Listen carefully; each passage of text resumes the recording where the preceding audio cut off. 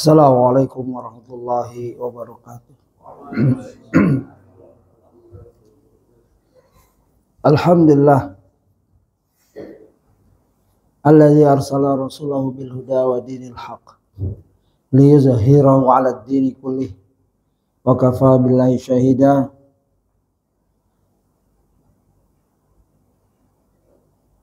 La ilaha illallah wahdahu la syarika lah wa asyhadu anna Muhammadan 'abduhu wa rasuluh. Allahumma shalli wa sallim ala nabiyyina Muhammad. Ya ayyuhalladzina amanu taqullaha haqqa tuqatih wa la tamutunna illa wa antum muslimun. Amma ba'd. Jamaah salat subuh Masjid Al-Balad Bojongsari Depok. Alhamdulillah pada kesempatan ini insyaallah kita akan lanjutkan kajian rutin kita, yaitu tentang sirah nabawiyah, belajar meraih cinta sejati kepada sang Rasul sallallahu alaihi wasallam. Suatu karya yang perlu kita baca dan amalkan, syarat dengan fawaid, faedah-faedah yang berguna untuk kehidupan kita di dunia dan di akhirat. Adapun materi kita sudah sampai pada peristiwa-peristiwa penting sebelum lahirnya Rasulullah SAW. Untuk menyongsong kelahiran Nabi Muhammad SAW, Nabi tercinta, Khalilullah, rupanya panjang sekali prosesnya. Takdir-takdir mengenai kejadian yang silih berganti. Kita telah bahas kisah air Zam-Zam di kajian kemarin. Ya, jadi air Zam-Zam pernah hilang, lalu ditemukan lagi oleh kakeknya Nabi Abdul Muttalib dengan proses yang panjang, bahkan hampir terjadi peperangan. Ya, Zam-Zam ditemukan hilang, ditemukan hilang. Ya, nanti suatu saat pernah juga Zam-Zam dikuasai, Mekah dikuasai oleh pasukan Syiah Ubaidillah Bani Fatimiyah. Orang-orang Muslim dibunuh lagi haji, Hajar Aswad diambil, dan Zam-Zam ditumpuk mayat kaum muslimin yang haji di tempat itu. Penemuan Zam-Zam berdasarkan mimpi yang sahih. Ya, kita ingat mimpi ada 4 macam. Mimpi dari Allah, sebagaimana Rasulullah mendapatkan wahyu ada dari mimpi. Sebagaimana azan merupakan mimpi ke sahabat, dan Umar juga radhiyallahu mimpi, aku memanggil azan seperti ini. Ya, lalu Rasulullah tetapkan. Syariat mimpi kalau yang bukan dari Rasulullah, nunggu Rasulullah tetapkan. Ya, takrir namanya. Hadis itu qaul, fi'il, takrir. Ya. Dan sifat-sifat Nabi, penjelasan tentang sifat Nabi.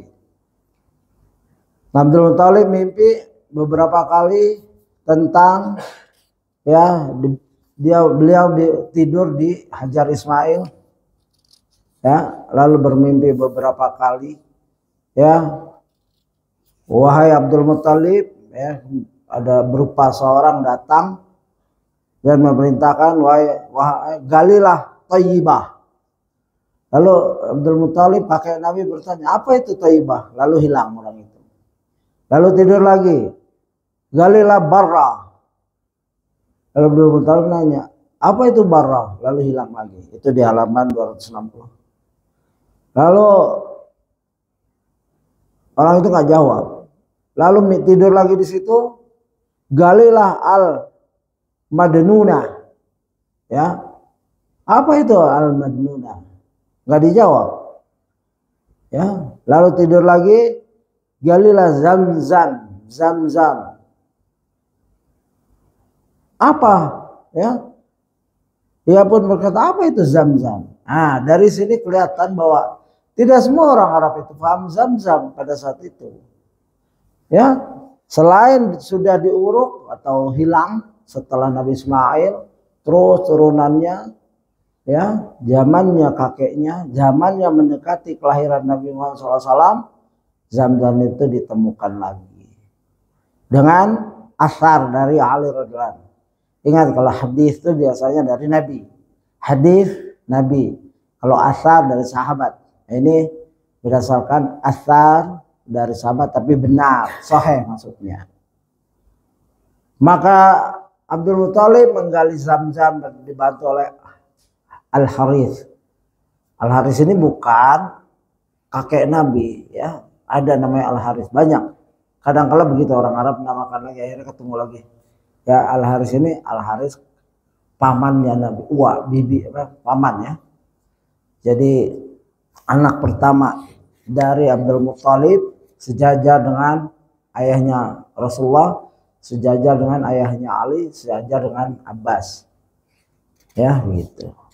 Maka ditemukan Zam-Zam, lalu suku Quraisy ingin memiliki juga. Ya, mereka tahu, sejarah tahu. Oh, ini Zam-Zam, bukankah ini punya nenek moyang kita Ismail? Ayo berbagi, kata Abdul Muthalib. Tidak, ini aku yang menguasai. Jadi penemunya adalah kakek Nabi Ismail, kakek-kakek mereka, tapi penemu yang terakhir adalah Abdul Muthalib, ya, kakeknya Nabi. Gitu. Sampai mereka ingin ke dukun di Syam, tapi tidak jadi. Di tengah jalan Abdul Muthalib pasukannya, ya ada dua rombongan Abdul Muthalib dulu, terus rombongan Abdul Manaf atau Quraisy nggak disebut. Abdul Muthalib bekerja dengan Abdul Manaf. Nah, mereka ingin jauh-jauh ke Syria untuk nanya seorang dukun wanita tentang keputusan. Jadi terkenal sekali itu berarti ya. Orang komunikasi begitu susah, tapi ada dukun di Syam bisa dikenal. Artinya sangat-sangat terkenal. Dan dukun sebelum Nabi Muhammad SAW diutus memang mempunyai kelebihan karena jin syaitan belum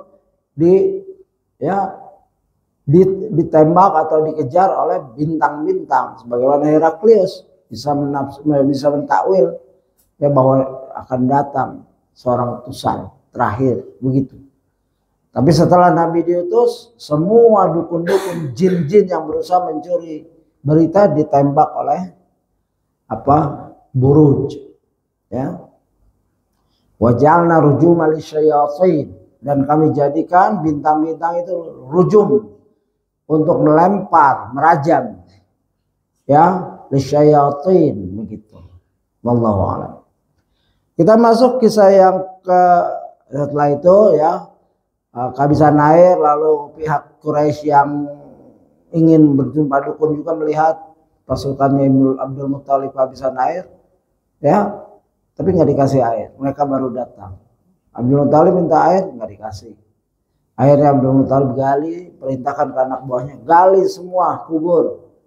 Kita siap-siap mati. Ya begitu perjuangan. Makanya Roma malas, Persia malas menjajah Mekah, nggak ada apa-apanya. Ya, tahu-tahu perjalanan mahal sekali. Ekspedisi ke Mekah menjajah mahal. Mereka gali, tapi nggak jadi gali. Ya, Abdul Muthalib bilang, bangun, jangan gali. Kita berusaha saja sampai dapat air. Akhirnya di kakinya kuda Abdul Muthalib keluarlah air. Ya, maka Abdul Muthalib panggil pasukannya atau kelompoknya, dapatlah air. Bahkan kebaikan Abdul Muthalib memanggil orang yang Quraisy yang lain, yang ingin menguasai Zam-Zam juga untuk ambil air. Ya, sejak itu mereka akui, ya benar Allah telah memilih Abdul Muthalib untuk menguasai Zam-Zam. Ya, begitu. Itu cerita singkatnya yang lalu. Baik, yang kedua, jadi ada kisah-kisah sebelum Nabi SAW lahir. Pertama, Zam-Zam ditemukan. Kedua, kisah tentara bergajah. Ini sudah sering ya, mungkin yang membaca tafsir ya, kita sudah juga baca tafsir mukhtasarnya. Sekarang kita ingin melihat secara rinci yang Ustadz telah tulis dengan ya panjang sekali, dan saya nggak mau menambahkan ya karena sudah padat, kecuali diperlukan gitu atau diringkas. Baik, kita baca saja sama-sama. 264. Kisah tentara bergajah. Kita sering mendengar bahwa Nabi SAW dilahirkan di tahun gajah. Tahun gajah Masehinya adalah 571 ya, atau 570-an, 70. Mengapa tahun tersebut disebut dengan tahun gajah? Karena pada tahun tersebutlah Allah Jalla Jalaluhu menghancurkan pasukan bergajah. Ya, kisah kebinasaan mereka telah Allah Jalla Jalaluhu abadikan dalam firman-Nya. Ya, a'udzubillahi minasyaitonirrajim. Bismillahirrahmanirrahim. Alam tara kaifa fa'ala rabbuka bi ashabil fil?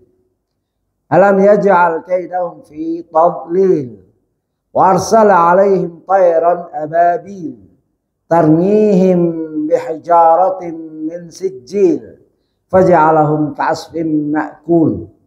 Ya, mudah-mudahan masih ingat pelajaran tajwidnya. Kalau dirinci ya jangan dilupakan. Alam tara, mim bertemu dengan ta, ya izhar syafawi. Ya, kaifa fa'ala rabbuka bi ashabil fil.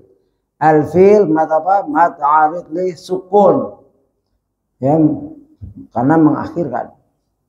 Alam yaj'al, lagi-lagi ya izhar syafawi, mim ketemu ya. Yaj'al qalqalah. Ya, begitu. Ya, sekedar murojaah sedikit. Dan hendaknya kalau sudah punya ilmu sekali-sekali dibaca, jangan habis banyak-banyak, satu surat kecil lalu kita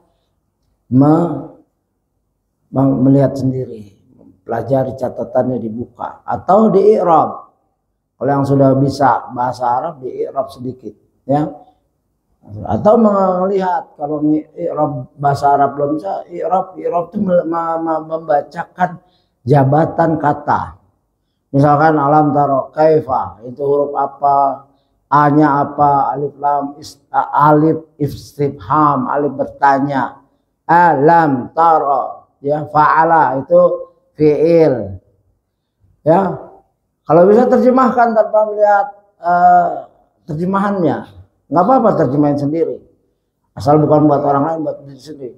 Alam apakah, ya belum, ya kamu tidak, lam bisa tidak belum.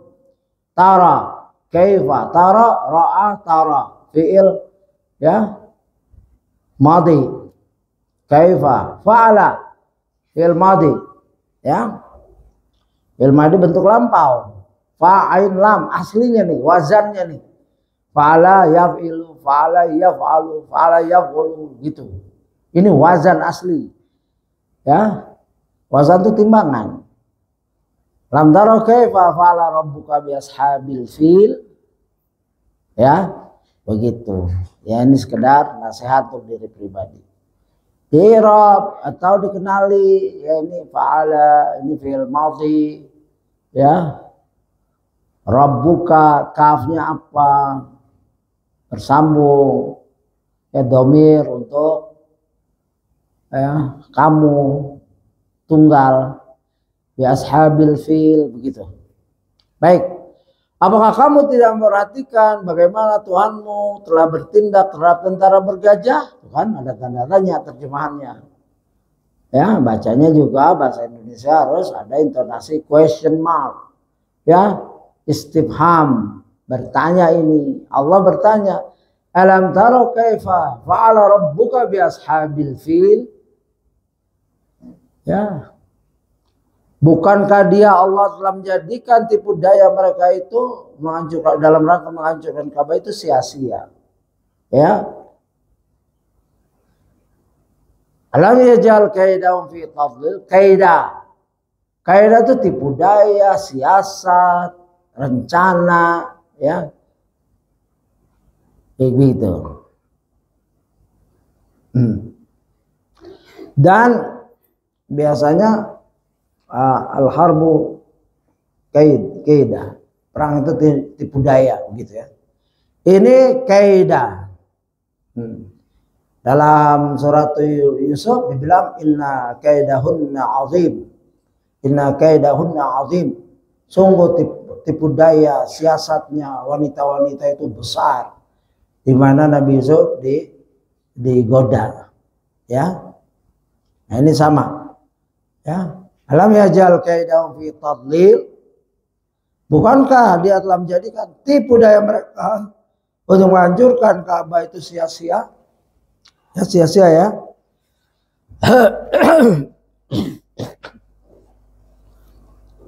Al-Quran tidak merinci dengan rincian, yang merinci itu hadis. Maka sangat bodoh orang yang tidak menerima Al-Quran, ya, yang menerima hadis, dia mencukupkan dirinya dengan Al-Quran. Itu kebodohan yang murakkab, yang kuadrat, double bodohnya. Kalau dia menolak hadis berarti dia menolak Quran sebenarnya. Karena yang menjelaskan ini mana? Siapa nama Abraha, ada nggak di sini? Nggak ada. Dia bohong sekali itu. Dari mana dia tahu ada Abraha? Terus Abraha itu siapa? Abraha itu siapa? Kalau nggak dijelaskan oleh hadis sirah yang kita akui. Abraha adalah komandan atau gubernur atau pokoknya wakil salah satu pembesar Najasyi. Najasyi adalah raja Habasyia atau Ethiopia sekarang. Najasyi adalah gelar, bukan Najasyi yang menerima dakwahnya Rasulullah SAW. Bukan.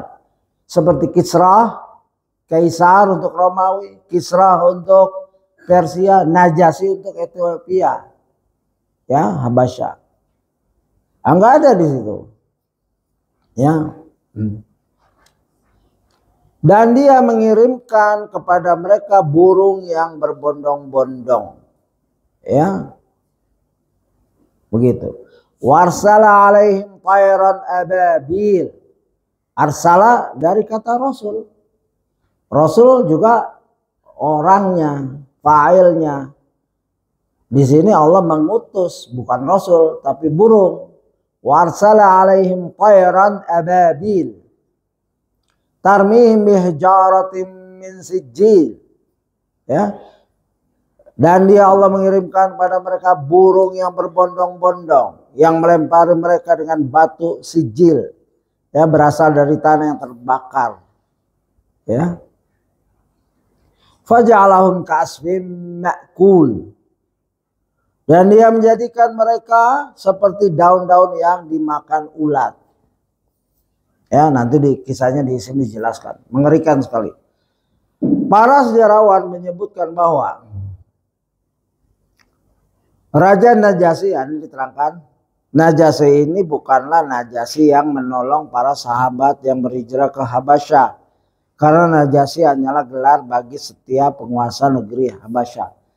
Ya, begitu. Kaisar untuk Romawi, Kisra untuk Persia, Najasyi untuk Raja Habasyah, Ethiopia sekarang, yang merupakan gelar bagi seorang raja yang memimpin Habasyah, Ethiopia, beragama Nasrani.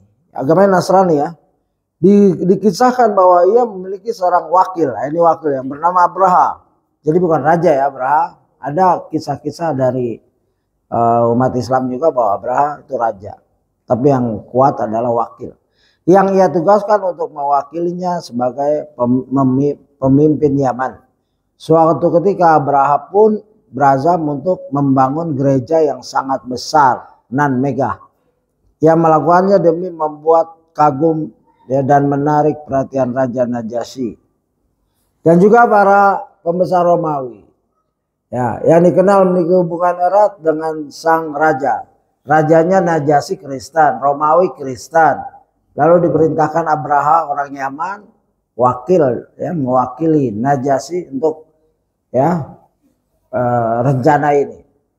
Ya, wajar saja karena Najasyi beragama Nasrani, sedangkan pusat agama Nasrani ketika itu berada di Romawi. Ya, Romawi, Nasrani ada dua, ada di Romawi, ada yang satu Vatikan kalau nggak salah. Selain itu, Abraha juga berniat untuk menjadikan gerejanya di San'a sebagai penarik perhatian orang-orang Arab agar mereka tidak lagi berhaji ke Mekah atau Ka'bah. Abraha sangat hasad dan iri, ya, iri Ka'bah yang setiap tahunnya sangat diagungkan, dimuliakan oleh bangsa Arab. Ya, dulu bangsa Arab karena mungkin perjalanan masih susah. Tapi sudah banyak utusan-utusan yang mungkin nggak terkenal, nggak tercatat ya. Mungkin kalau serius mau baca kitab-kitab besar yang sangat rinci akan kecatat itu. Tahun segini utusan dari ini datang ke Mekah begitu. Kayak ada Tariq Ad-Dimashqi itu 42 jilid. Itu aslinya kalau diterjemahkan mungkin bisa 80 jilid. Pokok puluhan jilid. Itu siapa yang masuk ke Damaskus, siapa yang keluar begitu. Ulama siapa yang tinggal di situ. Ya mungkin kalau antum serius silahkan cari siapa yang masuk ke Mekah pada saat Nabi belum hadir, belum diutus, dari mana saja. Artinya mereka sudah ada juga internasional, ya, hubungan internasional di mana Abraham memantau rupanya bahwa banyak orang kunjungan ke Mekah dari dulu ke Ka'bah ini. Hasadnya udah memuncak, ingin menyaingi. Kalau zaman sekarang ada suatu kelompok Syiah menyaingi Mekah. Di Qum, mereka bikin sendiri Ka'bah di Qum. Tapi mau tetap dipanggil Islam. Punya Ka'bah sendiri. Ngapain? Karena kalau mereka bilang bukan Islam, nggak ada pengikutnya. Orang-orang Syiah di Iran pada ngamuk gitu kalau bukan Islam. Mereka Islam Syiah bilangnya. Sejarahnya lain, rijalul hadisnya lain. Mereka punya buku namanya Biharul Anwar, ratusan jilid. Itu palsu semua. Ya, mungkin ada 1-2 saja, kecuali bagian Ahlul Bait baru asli. Atau wallahu alam, kita belum bisa di-download. Ya. Sekarang pun ada yang hasad seperti itu. Mereka nggak perlu lagi ke haji karena ke haji harus berhubungan dengan pemerintahan Saudi, Wahabi katanya. Ada mulai nih Syiah begitu. Akhirnya orang-orang diajak ke Qum, tawaf di sana. Ada Mekahan, Ka'bahan. Ada juga yang ke Taim, ke Yaman, nggak perlu ke haji. Ada juga yang ngajak manusia lebih baik, lebih iman itu lebih lengkap, lebih sempurna jika ke Bangladesh, India. Ada kelompok kayak gitu. Belum pernah haji. Ada juga Pak kaum Khawarij, lebih baik berjihad daripada haji. Ya, mereka belum haji tapi udah ke Afgan kayak ini. Ya, kalau punya duit kemana nih? Jihad, ke tempat jihad atau ke Syria atau haji. Mereka dahulukan. Jadi banyak fitnah-fitnah, syubhat yang menghalangi seseorang menjumpai atau beribadah yang syar'i, yaitu mengunjungi Ka'bah. Jadi bukan dulu saja. Kalau dulu Abraham punya kekuatan, irinya, hasadnya ingin menyaingi. Awalnya cuma menyaingi.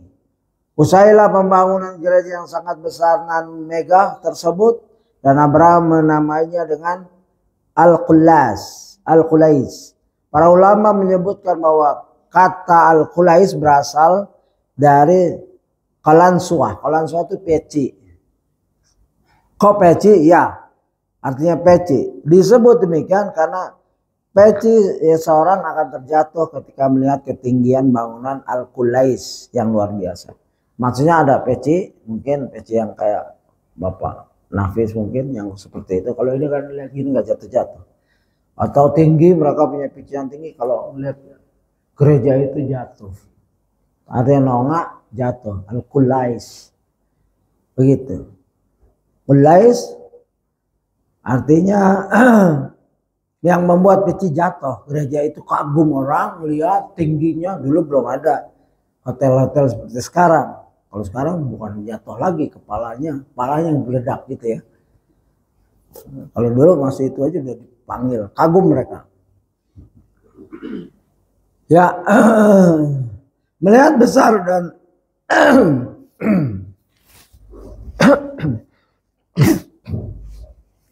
bukan tinggi saja ya, besar juga. Artinya besar dibanding bangunan yang pernah ada mungkin di sekitarnya. Nggak tahu ya kalau di Roma. Roma lebih modern lagi kan. Kalau Yaman mungkin masih sederhana. Abraha pun yakin bangsa Arab akan meninggalkan Ka'bah dan beralih untuk berhaji ke Al-Qulaish. Ya, ini tafsir Ibnu Katsir.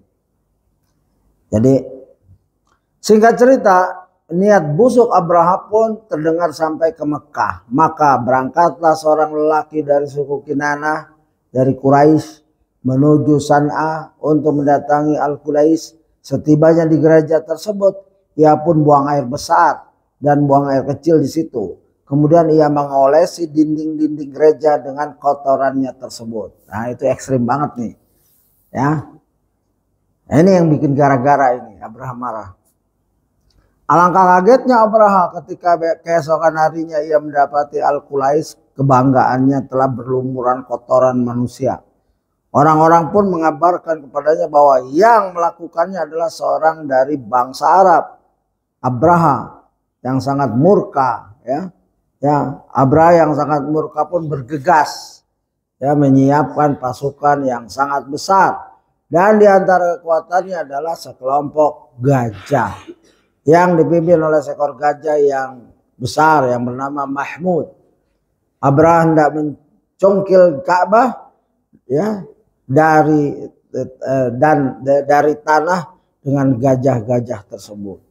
Jadi Ka'bah ingin diangkat, dihancurkan.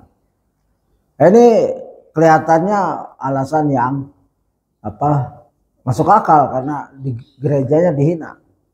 Tapi tidak benar karena dia niat membangun gereja memang ingin menyayangi Ka'bah, begitu. Allah Maha tahu niatnya. Maka Allah utus, ya, takdir Allah, ada seorang hamba Allah yang geram, orang Arab, Badui mungkin, wallahu alam, nggak dijelaskan namanya dan lain-lain. Nah, ini juga ada hikmah, hati-hati dalam bertindak walaupun niatnya benar. Ya, misalkan dalam berdakwah, ya, hati-hati. Karena kadangkala perbuatan kita walaupun benar tapi tidak bisa dibenarkan, situasi yang masih lemah dan lain-lain. Jadi harus diskusi dengan kibar, ulama, ustadz, begitu. Nggak boleh bertindak sendiri-sendiri. Efeknya itu berat. Ya, kabar keberangkatan Abraha pun sampai ke bangsa Arab. Mulailah mereka melancarkan perlawanan, namun usaha mereka sama sekali tak berarti di hadapan bala tentara Abraha yang sangat besar.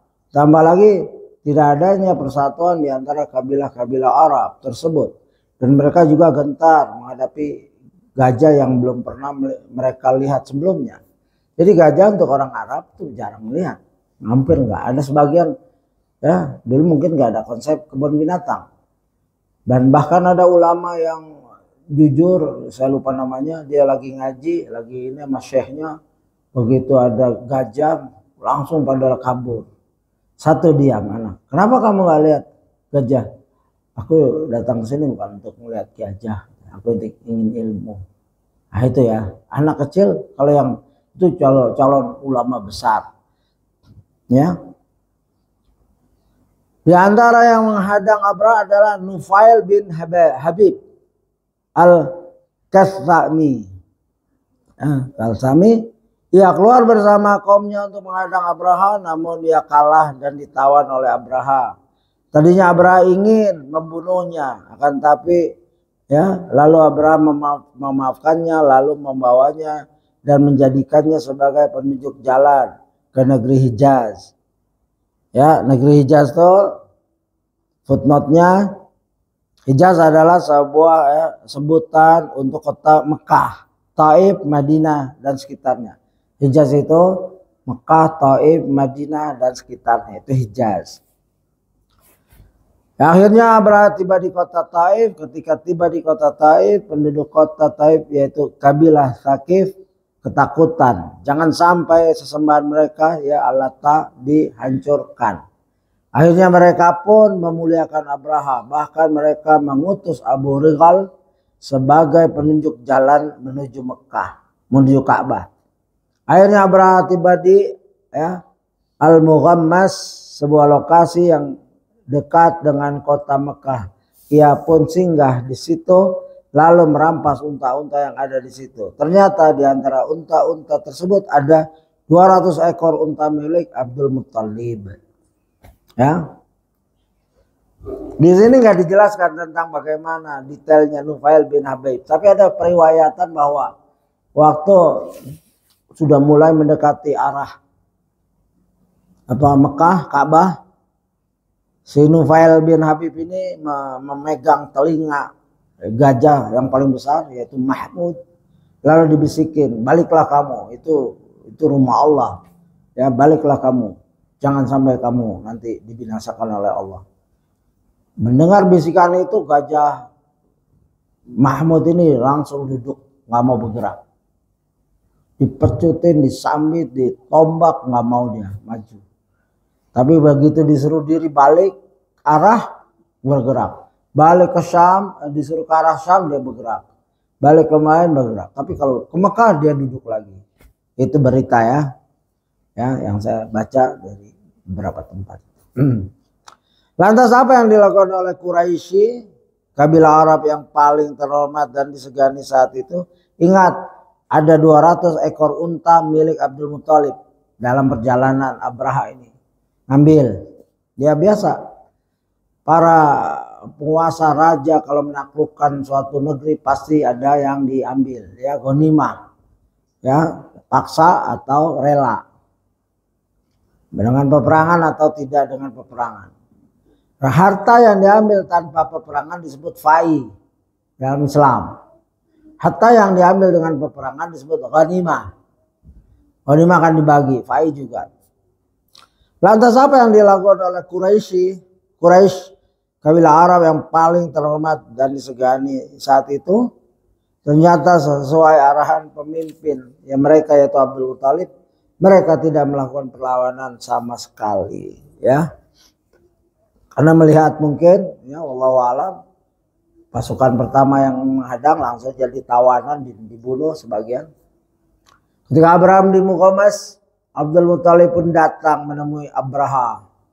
Ya, Ibnu Katsir berkata, ketika melihat Abdul Muthalib, Abraha pun langsung memuliakannya. Ya, Abdul Muthalib. Ya. Abdul Muthalib adalah seorang yang berparas tampan dan berpenampilan sangat rapi. Abraha pun turun dari singgasananya lalu duduk bersama Abdul Muthalib di karpet. Abraha pun berkata kepada penterjemahnya, tanyakan apa keperluannya. Abdul Muthalib pun berkata pada si penerjemah, aku hanya ingin sang raja mengembalikan padaku 200 ekor untaku yang telah diambil olehnya. Ini pernyataan Abdul Muthalib yang jujur, ya.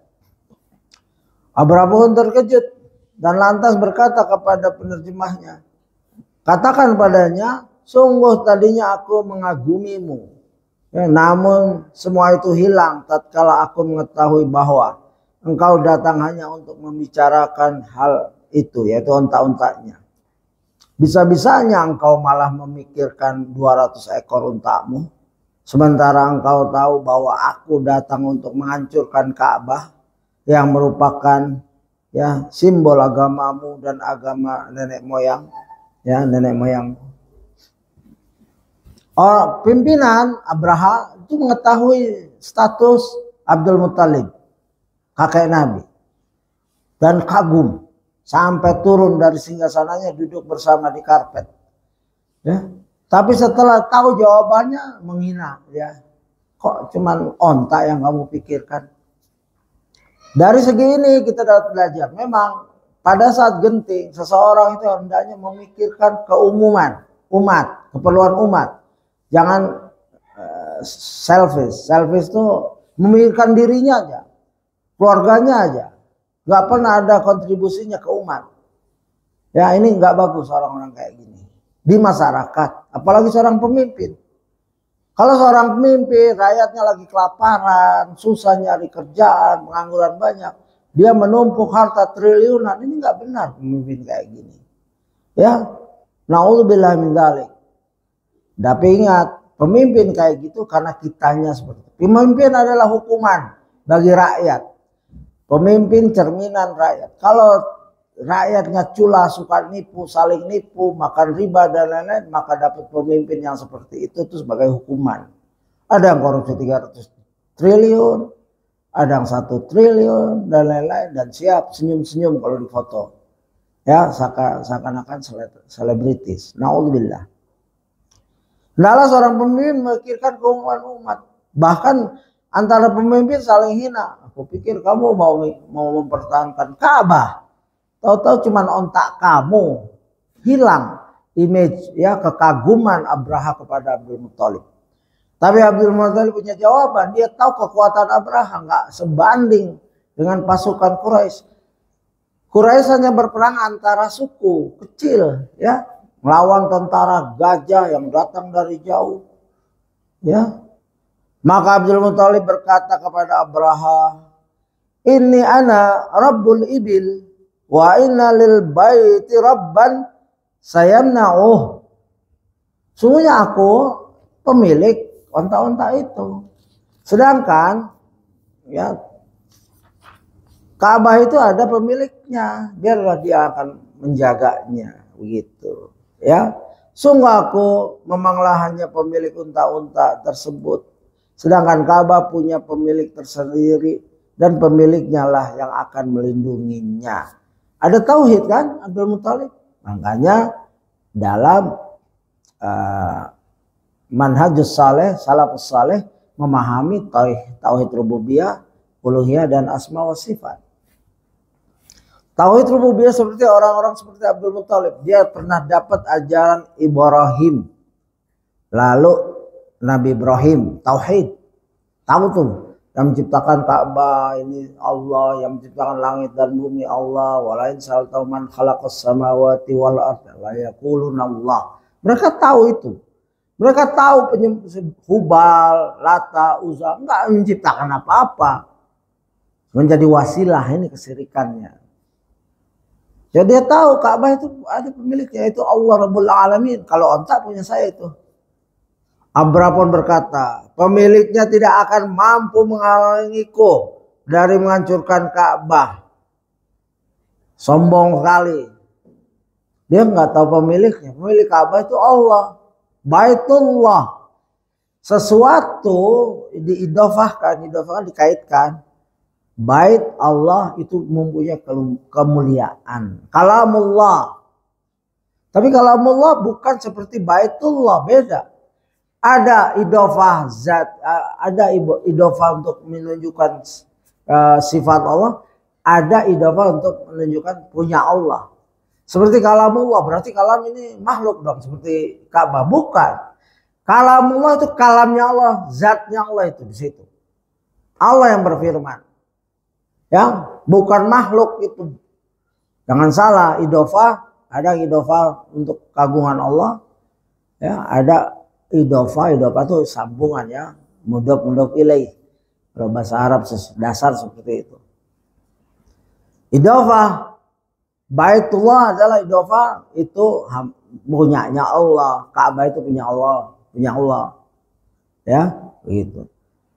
Abdul Muthalib pun mengakhiri pembicaraannya dengan berkata, kan Abraha sombong, wah, ya saya nggak akan bisa dia ngalangi niatku yang sudah ingin menghancurkan Ka'bah. Anta walaka, ya terserah kamu, ya terserah, itu urusanmu dengannya, dengan Allah. Ya, selalu membawa nama Allah Abdul Muthalib. Ya, terserah itu urusanmu dengannya. Ya, sederhana sekali, simple, tepat. Versi lainnya dari periwayatan kisah ini dibawakan oleh Al-Hakim, ya, dalam Al-Mustadrak, ya, dari Ibnu Abbas, ya, begitu. Jadi kisah-kisah ini tercatat alhamdulillah, dan kita bisa membacanya, mengulangnya, ya, bahkan kita harus berbangga umat Islam mempunyai sejarah yang lengkap. Sejarah mereka ya sejarah kita. Ya, karena kita beragama Islam. Ya, jangan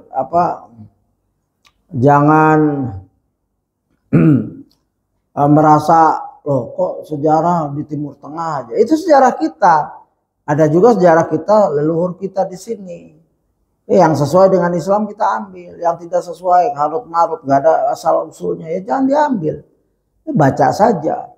Ya, ada yang cerita gunung ini enggak perlu. Sejarah itu sifatnya gitu, ya. Gitu.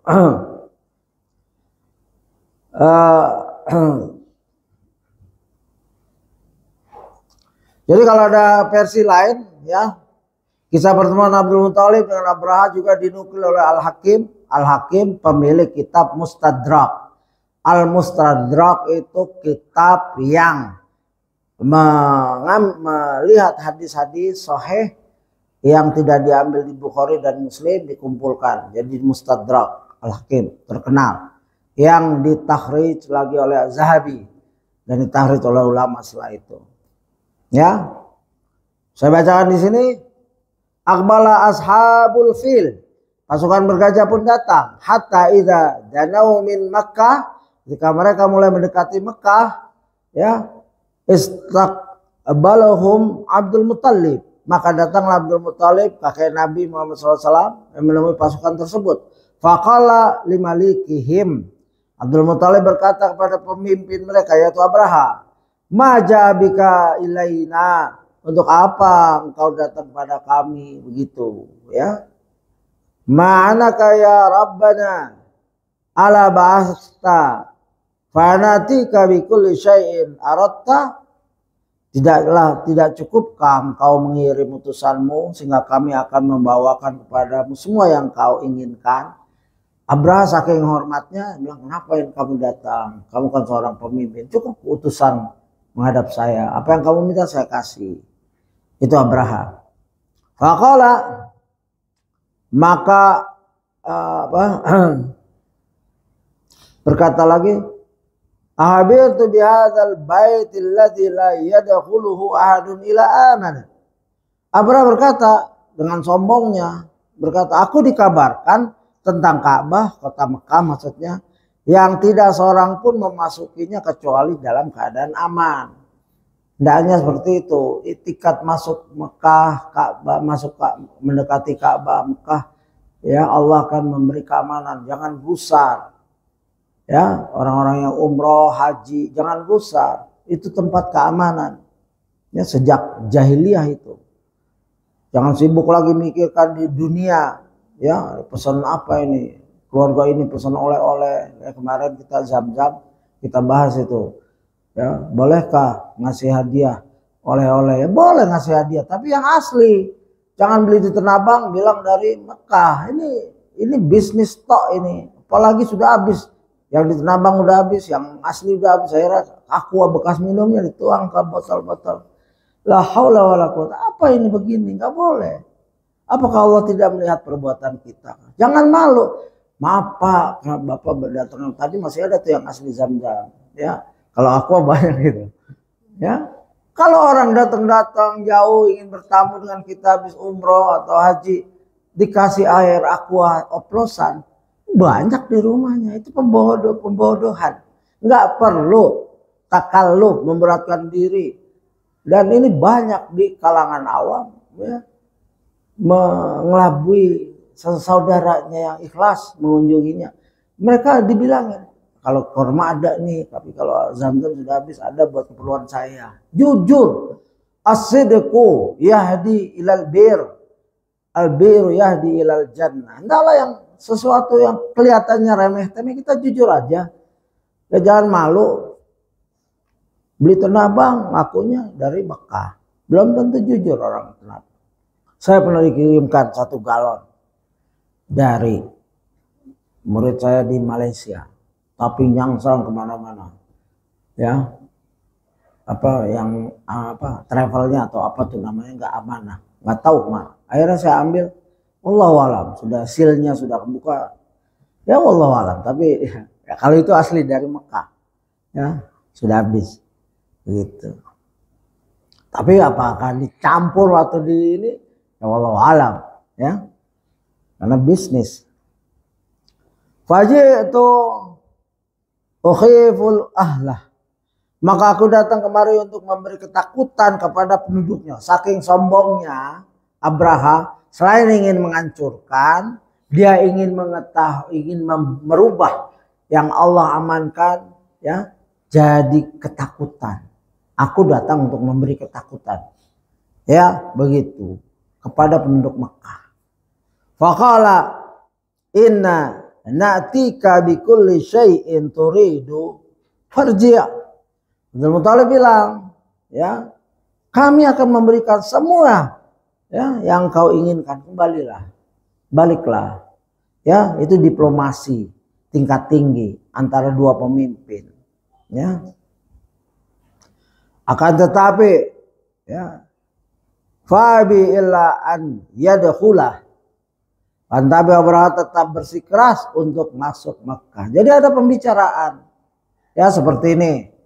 Kemerdekaannya Palestina pasti ada pembicaraan. Ya kita orang-orang kecil melihat saja. Itu kelas pemimpin. Setuju nggak setuju ya itulah keputusan. Ada kan yang menghujat ya silahkan. Tapi sekurang-kurangnya sekarang sudah ada gencatan senjata. Begitu. Begitu. Ya percakapan lain yang dibicarakan di sini tentang ya yang tadi. Dan dalam riwayat lain pula Ibnu Abbas berkata, ini sama mirip-mirip, saya bacakan terjemahan saja.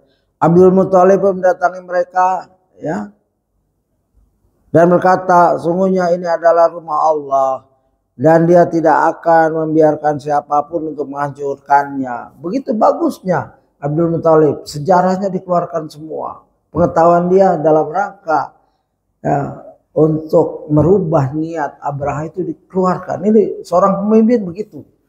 Agar tidak jadi kerusakan. Bukan sekedar ngambil onta. Ada dialog yang sudah memenuhi syarat.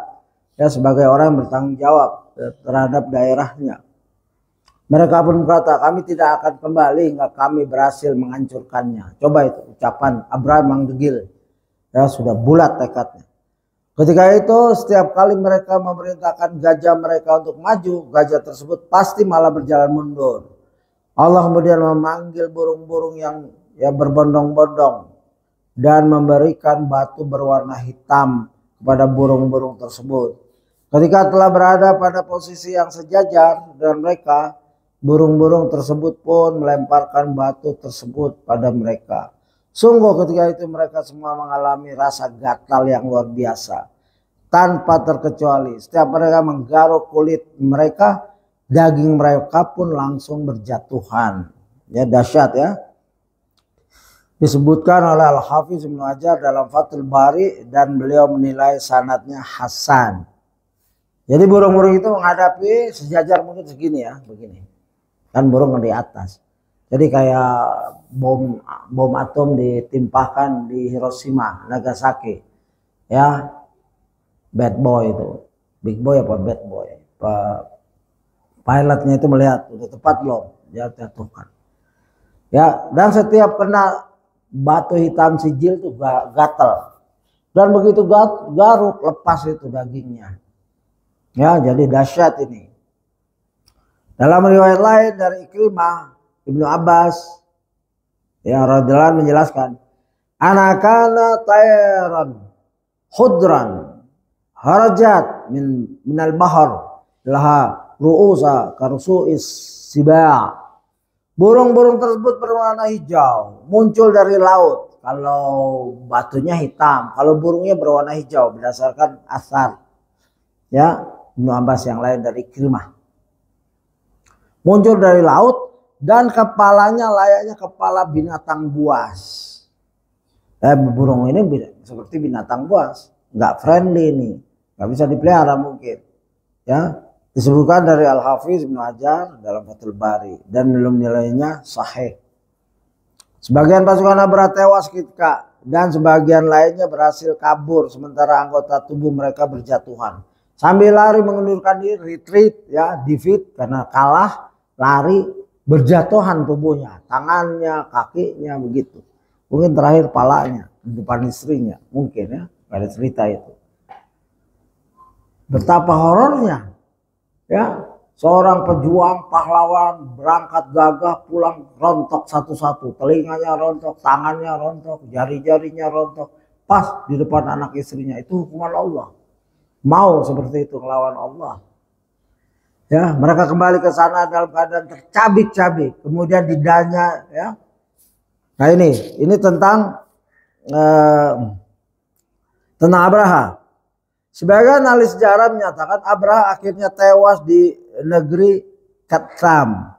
Sebagian lagi mengatakan bahwa dia berhasil kembali ke San'a karena asalnya dari San'a, Yaman. Dalam keadaan tercabik-cabik. Kemudian dadanya pun terbelah. Coba terbelah. Ini dahsyat sekali batu ini. Dan keluarlah jantungnya. Bayangkan kalau dia datang, mungkin begitu raja datang pada kumpul keluarganya, pembesarnya, melihat proses matinya Abraham mengerikan. Ya, keluarlah jantungnya, lalu ia pun tewas. Demikianlah kesudahan Abraha dan bala tentaranya yang hina dan mengenaskan. Ini lihat tafsir Mukatsir. Nabi Muhammad SAW lahir pada tahun di mana peristiwa itu terjadi. Sebagian ahli sejarah menyebutkan bahwa beliau SAW lahir sekitar 50 hari setelah tragedi pasukan bergajah. Jadi kalau 50 hari ya bukan tepat banget hari itu ya, bukan 50 hari atau 2 hari.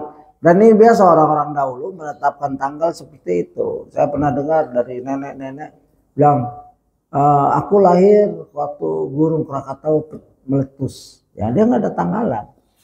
Wah kita lihat tuh, kakak saya, abang saya lahir waktu Jepang masuk.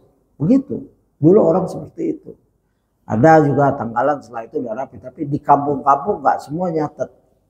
Ya, Fulan lahir waktu apa? Yang peristiwa-peristiwa besar. Jepang masuk, Jepang takluk, Belanda kabur, gitu. Perhatian, ini nomor 202. Jika ada pertanyaan silakan. Sudah 52 menit. Perhatian nih. Kisah pasukan bergajah adalah kisah yang nyata. Tidak sebagaimana klaim kalangan Nasrani mengingkari kisah ini. Biasa kalau merusak citra Nasrani diingkari, dihapus. Tapi sudah tercatat di Islam. Seperti diutusnya Nabi di Taurat, Injil, semua dihapus. Di Zabur dan lain-lain, kitab-kitab suci dihapus. Tapi ada. Al-Quran memberi penjelasan bahwa ada itu sebenarnya. Di zaman Nabi ada Taurat-Taurat yang mengisahkan tentang Nabi. Ya, disaksikan itu oleh Nabi. Ada nggak aku dan kisahku? Kata yang baca Taurat tidak. Tapi anaknya berdiri bersaksi bahwa ada. Asyhadu an la ilaha illallah, asyhadu an la ilaha illallah, asyhadu annaka Rasulullah. Syahadat meninggal. Ya, itu Yahudi. Kisah pasukan bergajah adalah kisah yang nyata, tidak sebagaimana klaim kalangan Nasrani mengingkari kisah ini. Menurut bagian penulis orientalis, nah lihat tuh, kisah pasukan bergajah hanya dongeng yang Allah Jalalu sebutkan dalam Al-Quran. Karena mustahil pasukan ya segagah itu binasa hanya dengan lemparan batu dari burung-burung. Orang-orang yang nggak percaya ini nanti dia akan bersaksi di hadapan Allah. Kamu mau tahu batunya? Nah, ini ya min sijil. Ya begitu. Jangan main-main dengan neraka dan surga. Surga selendangnya bidadari. Kalau nampak di dunia, terang ini dunia. Gak perlu lagi kita beli lampu. Itu baru satu selendangnya. Ya. Bahkan zakum, pohon berduri yang diumpan, dikasih makan orang neraka. Itu kalau getahnya jatuh ke bumi, satu tetes itu rusak. Ya, begitu. Ini mereka bermain-main dengan kalamullah. Klaim mereka dibantah habis-habisan secara ilmiah oleh para ulama. Di antara satu, ya, di antara pola bantahannya adalah bahwa kisah ini dapat ditemukan dalam sekian banyak bait syair jahiliyah autentik. Nah ini menunjukkan bahwa mereka benar-benar menyaksikan tragedi pasukan bergajah ini, lalu menuangkannya dalam karya sastra mereka. Jadi orientalis gak akan bisa menembus keaslian sejarah ini. Karena dicatat oleh orang Quraisy, oleh orang Arab yang pandai syair. Saya pernah dapatkan syairnya Abu Thalib, pamannya Nabi, tentang dia bersair. Syairnya dikumpulkan oleh ulama tentang kesedihan dia. aku bangun malam, aku memikirkan ya, anak ini, yaitu Nabi Muhammad SAW. Mengapa mereka menghinakannya? Bukankah dia orang mulia dan lain-lain? Itu syair. Saya itu dikumpulkan. Nah, kisah-kisah besar selalunya dikumpulkan oleh para penyair. Dan ingat, kebanggaan Arab pada saat itu bukan buta huruf semata-mata, bukan, bersyair di depan Ka'bah. Kadang-kadang digantung, ditulis. Syair yang bagus digantung di sisi-sisi Ka'bah. Begitu. Makanya orientalis tertolak. Poin berikutnya adalah bahwa penamaan tahun tersebut dengan tahun gajah adalah penamaan yang valid, yang akurat dan banyak ditemukan dalam lembaran-lembaran sejarah. Tidak mungkin mereka menamakan ya suatu tahun dengan sebuah peristiwa yang hanya merupakan dongeng belaka. Dongeng itu nggak bisa disepakati. Tapi kalau fakta, misalkan meletusnya Gunung Krakatau itu sampai Jepang dan lain-lain, padahal keadaan di Indonesia. Sejarah mencatat itu tahun segini pernah kami gelap ya, dan awan hitam, rupanya Gunung Krakatau purba meledak misalkan. Kalau purba mungkin nggak tercatat, tapi di prasasti atau buku-buku kuno mungkin. Terus Krakatau yang kedua, ya.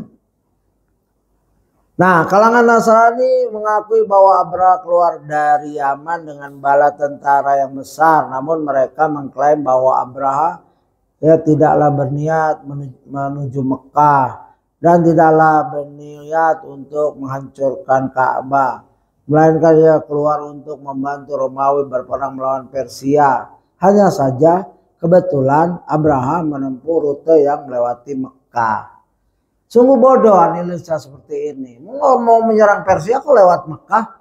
Sedangkan ke Mekah aja susahnya kayak apa?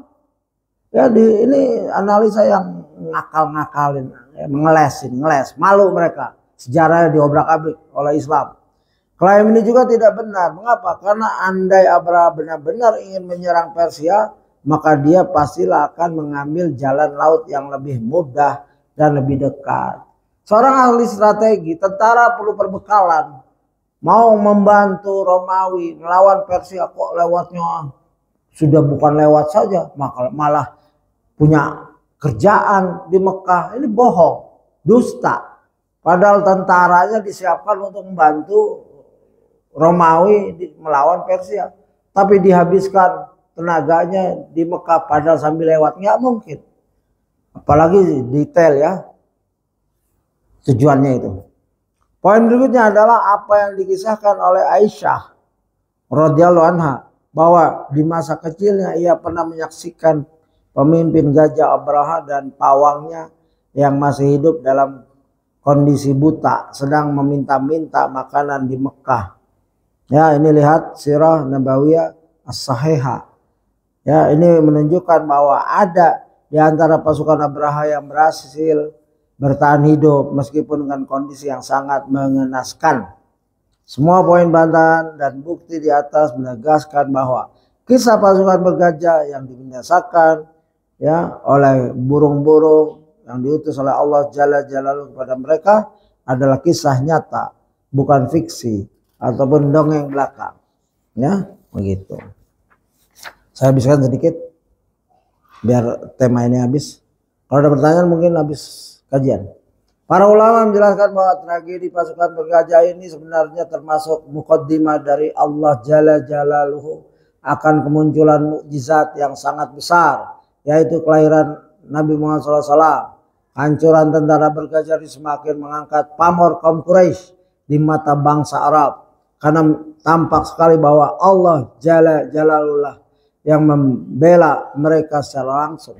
Dan jangan lupa bahwa pemimpin Quraisy adalah hakikatnya Muhammad SAW, yaitu Abdul Muthalib. Kakeknya Muhammad SAW, yaitu Abdul Muthalib. Bahkan Abdul Muthalib yang dengan berani mendatangi Abraha dan menegaskan pada mereka ya bahwa Allah Jalla Jalaluhu yang akan melindungi Ka'bah. Dengan semakin mulianya kedudukan Abdul Muthalib, maka semakin mulia pula Muhammad SAW di sisi Quraisy secara khusus dan di sisi bangsa Arab secara umum. Orang-orang tak akan berpikir bahwa Muhammad SAW membuat-buat agamanya demi mencari ketenaran karena beliau SAW sudah terlahir sebagai seorang yang sangat mulia. Justru andai Muhammad SAW hendak mencari kekuasaan dan ketenaran, tentu seharusnya ia tidak meneruskan agama Abdul Muthalib, ya. Tentu seharusnya ia meneruskan agama Abdul Muthalib dan menghindari pertentangan dari Quraisy dan suku Arab lainnya. Namun ternyata beliau SAW justru dengan tegar menyampaikan kebenaran, walau kemuliaan dan kedudukan beliau dipertaruhkan. Wallahu a'lam. Ini 274, kita sampai situ saja. Ya, sudah pas 1 jam. Artinya begini, kesimpulan terakhir bahwa Nabi Muhammad nggak mencari ketenaran. Kakeknya udah sangat-sangat terkenal. Kalau dia mencari ketenaran, dia cuma ikutin kakeknya. Ya, taat pada kakeknya, ikuti ajaran kakeknya, selesai. Tenar dia. Orang kakeknya selalu mendudukkan Rasulullah SAW di tempat duduknya di dekat Ka'bah. Sampai paman-paman yang lain suruh ngusir. Ya, itu punyanya kakek kamu, turun kamu. Datang Abdul Muthalib, biarkan dia duduk situ. Begitu kagumnya ya Abdul Muthalib pada cucunya yang memang mempunyai sifat-sifat mulia dari kecilnya. Dan ya basirah, pandangan Abdul Muthalib seorang kakek melihat bahwa ini anak akan menjadi anak yang besar. Dan sampai sekarang kita mengenal sejarahnya dan sampai nanti hari kiamat. Dan mudah-mudahan kita dapat meminum di telaganya, telaga Kautsar. Insyaallah demikian. Ya, jika ada pertanyaan saya mohon maaf, mungkin nanti ba'da sholat sunnah kalau memang dianggap perlu, atau saya nanti di pertemuan lain, di video lain. Demikian, saya mohon maaf jika ada kesalahan dan juga mohon maaf atas mungkin agak melebar sedikit. Inilah yang kita perlukan. Subhanakallahumma wa bihamdika asyhadu an la ilaha illa anta astaghfiruka wa atubu ilaik. Assalamualaikum warahmatullahi wabarakatuh.